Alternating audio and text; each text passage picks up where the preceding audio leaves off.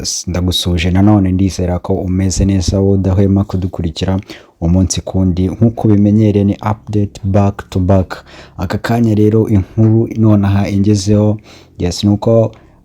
umuntu witwa Inyogoye inshuti magara ya Yago Pondat aka kanya hari video isohotse ari ku mupaka arimo yambuka agiye kumusanga Uganda aho Yago ari ni nyuma y'igihe kinini badaherutse gukorana ibiganiro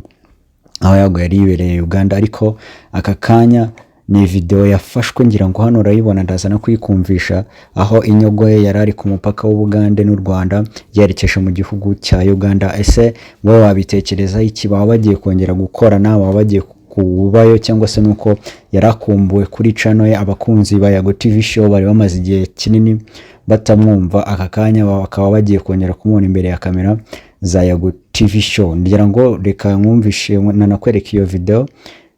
nkuko bisanzwe hano rero kora subscribe kugira ngo ujye ukomeza ubane natwe umunsi ku wundi. Nyine bazime freestyle wallahi nayo bazime freestyle isurigara Inyogoye Shogambo yola shikawoge undetse nzejo nje gusigisha na musenda chanane nenyogeni mwazeni takoni taeli aye kureba Yago Inyogoye